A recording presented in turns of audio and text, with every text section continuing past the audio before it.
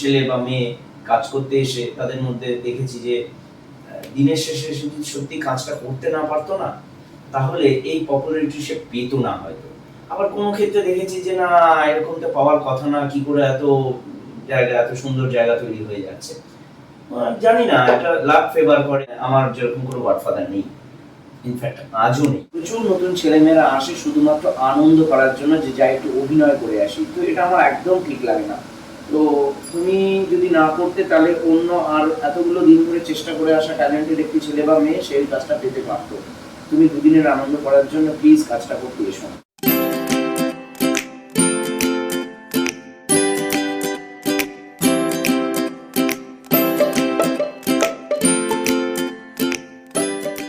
নমস্কার, welcome to field gossip. আজকে field গসিপে আমাদের সঙ্গে একজন স্পেশাল মানুষ রয়েছেন। তাকে আপনারা সকলেই চেনেন, তার নতুন করে পরিচয় দেওয়ার কিছু নেই। যারা বাংলা ধারাবাহিক নিয়মিত দেখেন তাদের সকলের খুব পছন্দের একজন ভিলেন। ভিলেনের চরিত্র করেই তিনি যেহেতু জনপ্রিয় হয়ে উঠেছেন, তাকে সেইভাবেই আমরা ইন্ট্রোডিউস করবো। আমাদের সঙ্গে রয়েছেন সুবান রায়। তো তাকে আমাদের ফিল্ড গসিপে ফার্স্ট ওয়েলকাম জানাবো। Welcome to our channel. নমস্কার, আমি সুবান। ফিল্ড গসিপের সমস্ত দর্শককে শুভ বিজয়া। বলো, কেমন আছো? এই চলছে, মানে টাইম হচ্ছিল না, তারপর ফাইনালি টাইম, তুমিও তোমারও টাইম হলো এবং তুমিও ব্যস্ত সময়ের মধ্যে যে টাইম বার করেছো, এটার জন্য মানে এক্স্যাক্টলি। আসলে পুজোর আগে, মানে পুজোটা একটা তো বড় একটা গ্যাপ, 4 দিন 5 দিন যাই হোক, তো এতগুলো সিরিয়াল চলে, দুটো সিরিয়াল কন্টিনিউ মুভি চলছে তার মধ্যে। ওই জন্য আসলে মানে পুজোটা শেষ হতে একটা প্রেশার তৈরি হয়ে যায়, সেই জন্য একটা টাইমিং হওয়াটা একটা সমস্যা। পুজোর আগেও সেটাই হচ্ছিল আমার সাথে। তো যেহেতু পুজো সবে গেল, তো পুজো কেমন কাটলো সেটা আগে একটু বলো। পুজোটা এবছর একটু অন্যরকম, মানে এতগুলো বছর ধরে পুজোকে আমি যেভাবে কাটিয়ে এসেছি, পুজোটাকে যেভাবে দেখেছি, সেটা থেকে একটু আলাদা। ভীষণ পার্সোনাল একটা জায়গা থেকে।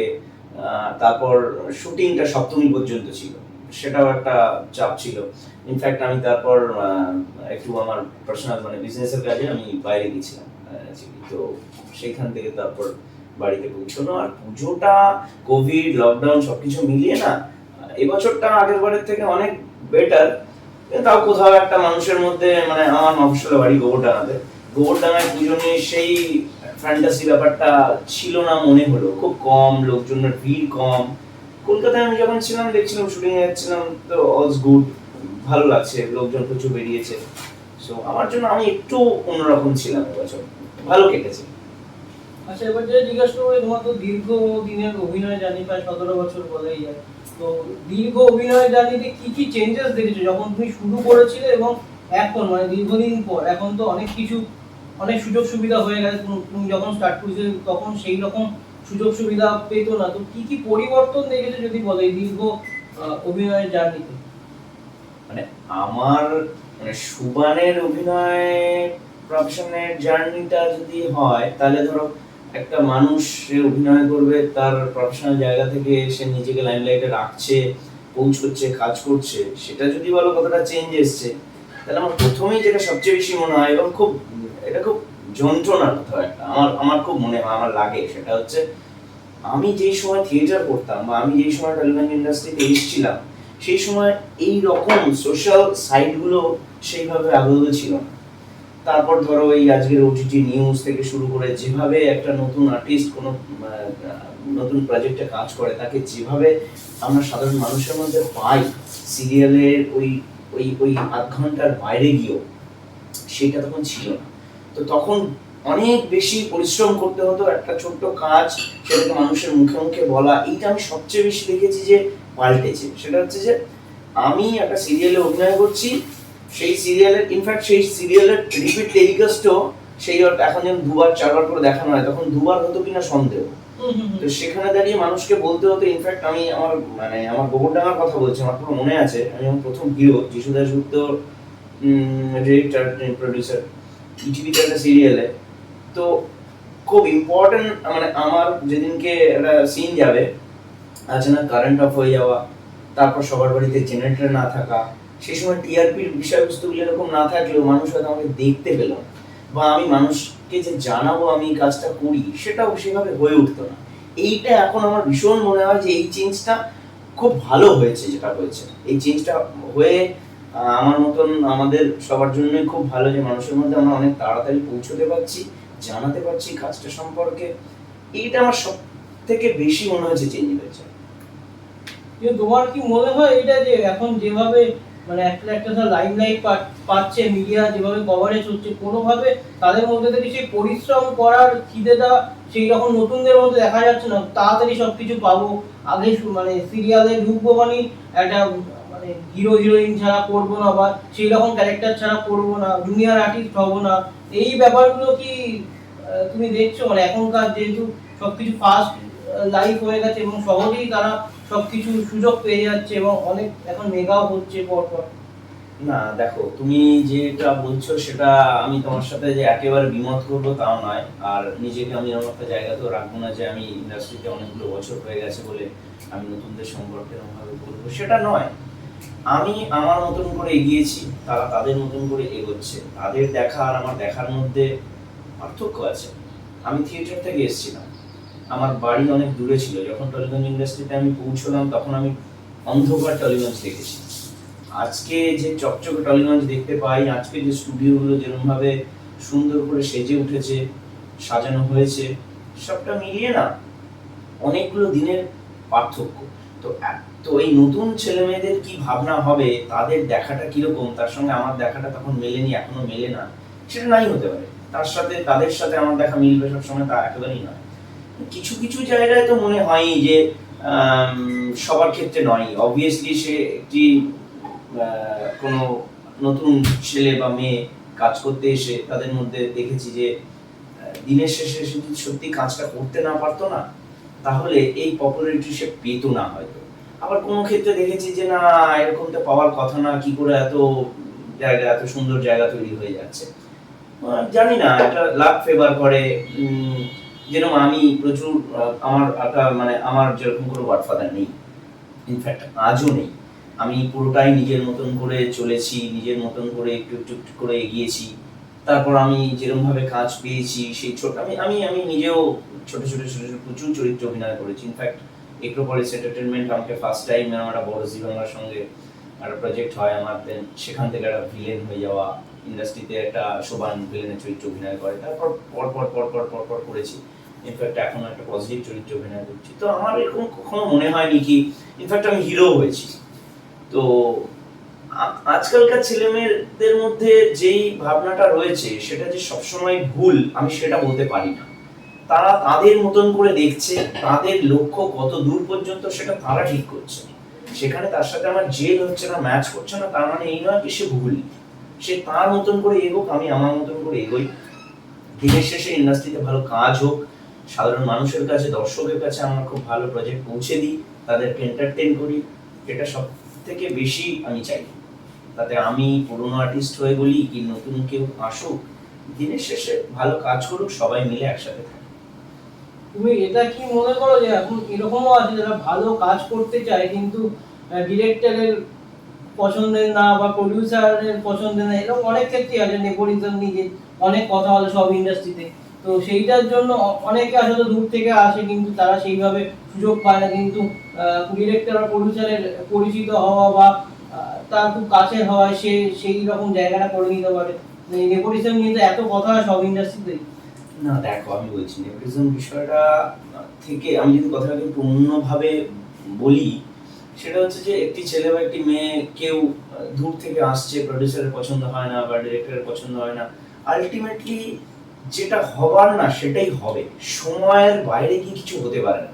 যে ছেলেটি এসছে সে অনেক বেশি ট্যালেন্টেড, দেখতে ভালো, সমস্ত কিছু দিক থেকে সে বাদ পড়ে যায় অন্য একটি পাশে ছেলেটি যাকে মনে হচ্ছে আমাদের ট্যালেন্টেড নয়, যাকে মনে হচ্ছে সে ভালো পাঠ করছে না, দেখতেও মতন অতটা ঠিক নয়, সে হয়তো পাঠ পেয়ে যাচ্ছে।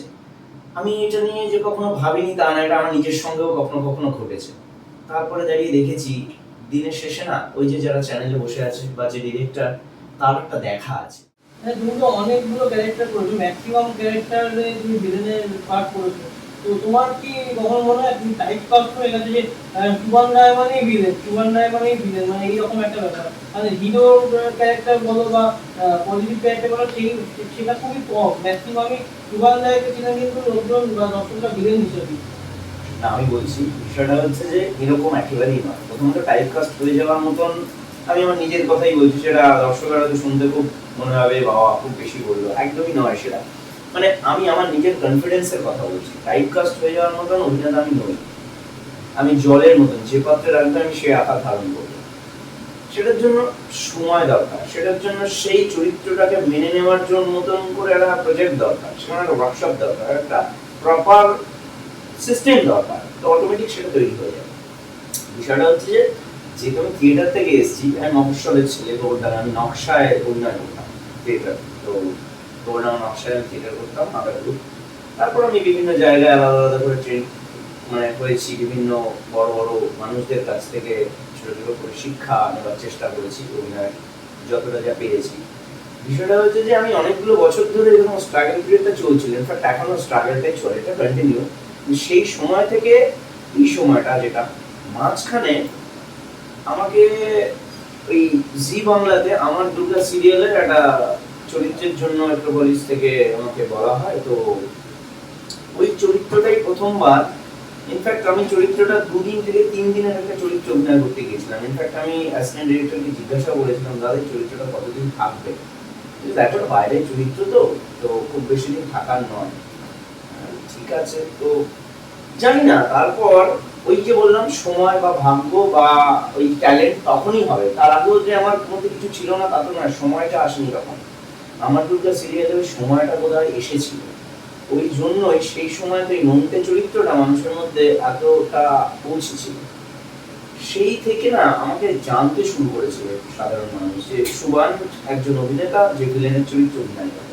বিষয়টা হচ্ছে এর আগের আমার বহু, মানে বহু বললে একটু বেশি হয়ে যাবে, মানে বেশ কিছু ছবি আছে, সিরিয়াল আছে, যেগুলো আমি করতে করতে করতে করতে তারপর এসে কিন্তু আমি আমার দুর্গা সিরিয়ালের ভিলেন চরিত্র অভিনয় করি, এবং তারপরে যেহেতু ভিলেনটা হতে মানে হওয়াটা ইন্ডাস্ট্রিতে ডিরেক্টর প্রডিউসার সবাই জানে দেখে, তাদের চোখেও ঠিক লাগে, তারপর থেকে আমি ভিলেন। ইনফ্যাক্ট আমি ভিলেন চরিত্রে অভিনয় করতে করতে আমি লাস্ট জি অরিজিনালস একটা পজিটিভ ক্যারেক্টারও করলাম অলরেডি, এটা একটু কমিক টাইপ, মানে ঠিক ভিলেন নয়, পজিটিভ নয়, নর্মাল একটা চরিত্র, ভীষণ সুন্দর ছিল, মিষ্টি কমেডি একটু টাইপ ছিল। সো সেটা ছাড়া আমাকে নতুন মানে এই যে টাইপ কাস্ট হয়ে যাওয়া, আমি টাইপ কাস্টটা সত্যি একদমই ভয় পাই। আমার এক্ষুনি যে প্রজেক্টটা চলছে, রোজা বলে একটা সিরিয়াল করছি, সেখানে আমি পুরোপুরি একটা পজিটিভ ক্যারেক্টার, আমার চরিত্রের নাম সোনাই, একটা মিষ্টি নর্মাল ছেলে, একটা বাঙালি ফ্যামিলি। সো আমার এখন কখনোই মনে হয় না যে এরকম কিছু আমার মধ্যে হতে পারে। তো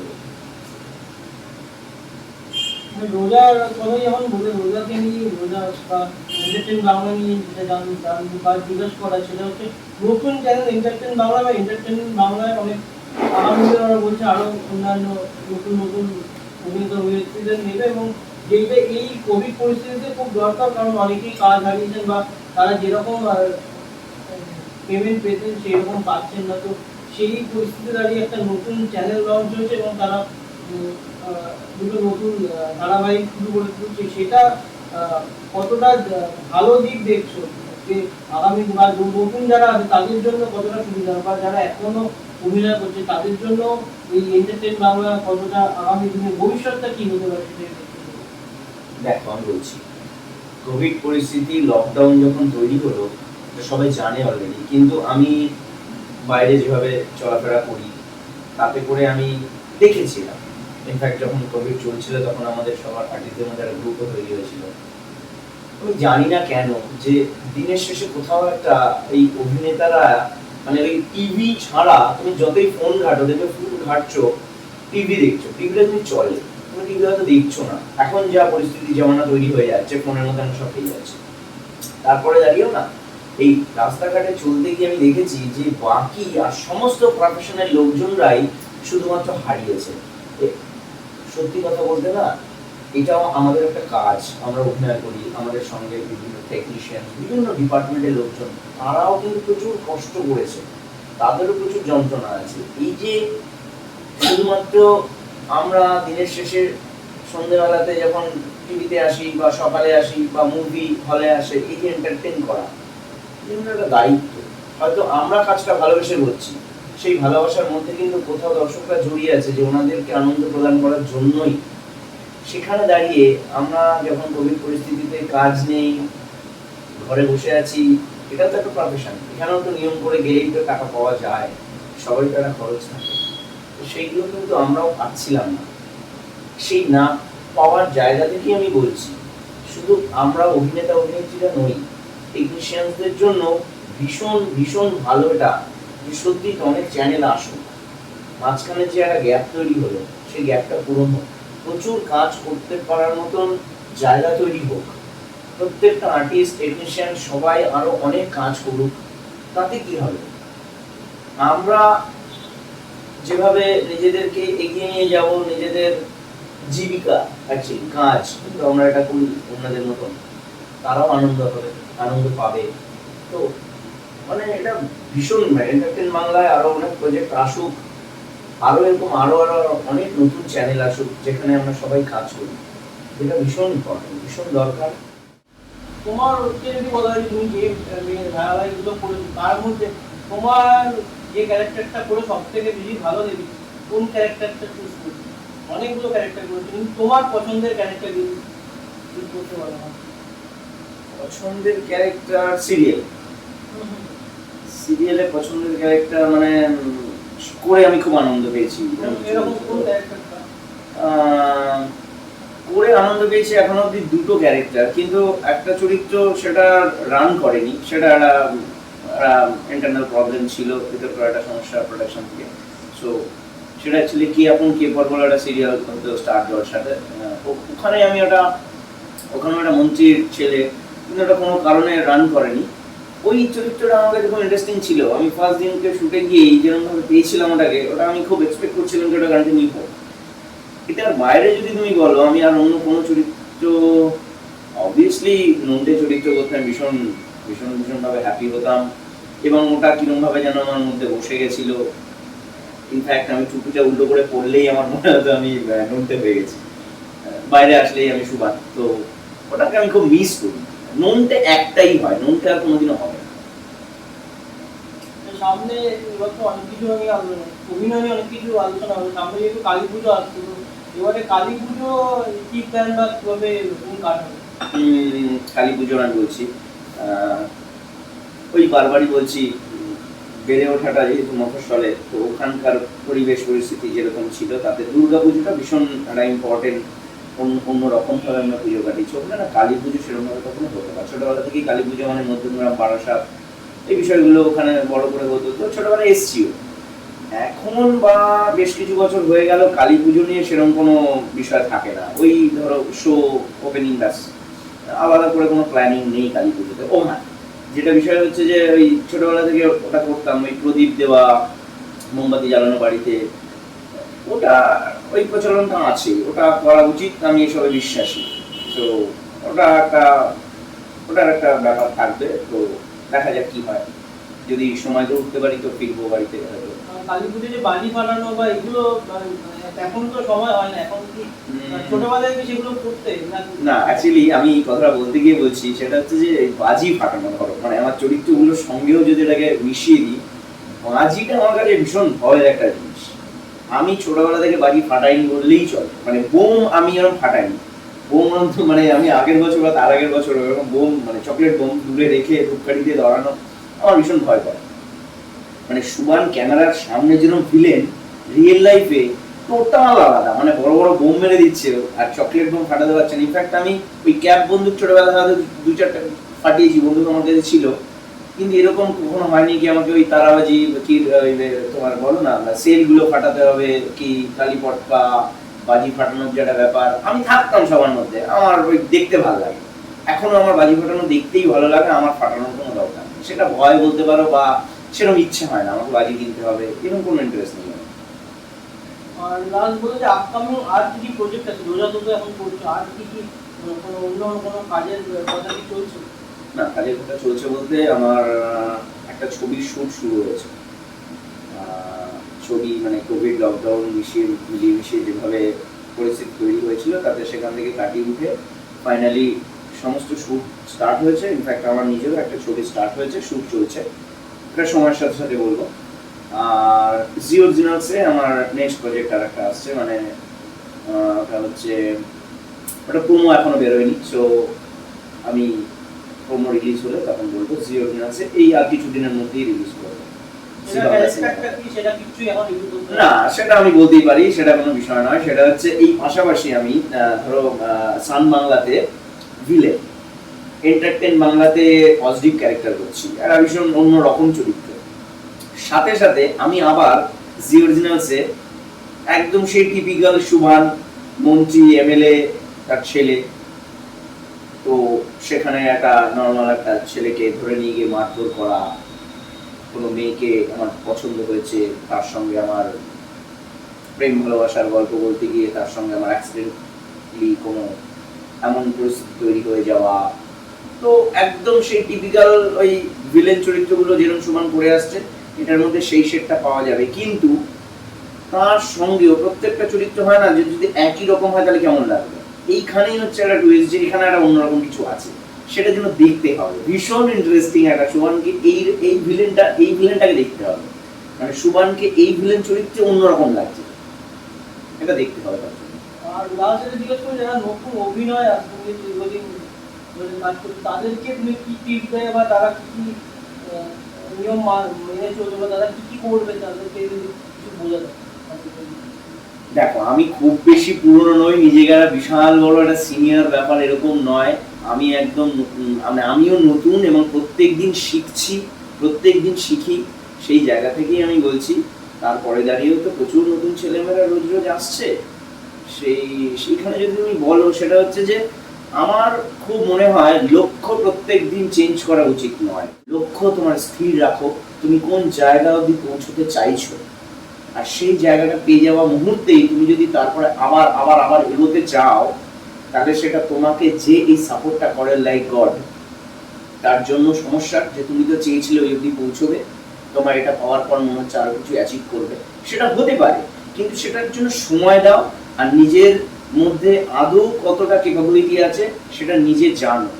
তো আমি বলবো যে লক্ষ্য স্থির করো এবং সেই লক্ষ্যে এগিয়ে যাও, বারবার লক্ষ্যভ্রষ্ট হয়েও না। কারণ আমি ইদানিংকালে প্রচুর ছেলে মেয়েদের মধ্যে এটা দেখেছি, যেটা আমার খুব কষ্টের, আমার খুব খারাপ লাগে। মানে আমি আমার কমপ্লিটলি আমার প্রফেশন এটা, আমি অভিনয়টাই করি, এটার বাইরে আর কিছু করার নেই। তো সেখানে দাঁড়িয়ে প্রচুর নতুন ছেলেমেয়েরা আসে শুধুমাত্র আনন্দ করার জন্য, যে যাই একটু অভিনয় করে আসি, তো এটা আমার একদম ঠিক লাগে না। তো তুমি যদি না করতে, তাহলে অন্য আর এতগুলো দিন ধরে চেষ্টা করে আসা ট্যালেন্টেড একটি ছেলে বা মেয়ে সেই কাজটা পেতে পারতো। তুমি দুদিনের আনন্দ করার জন্য প্লিজ কাজটা করতে এসো না, লক্ষ্য স্থির করো এবং সেই লক্ষ্যে পৌঁছে যাও।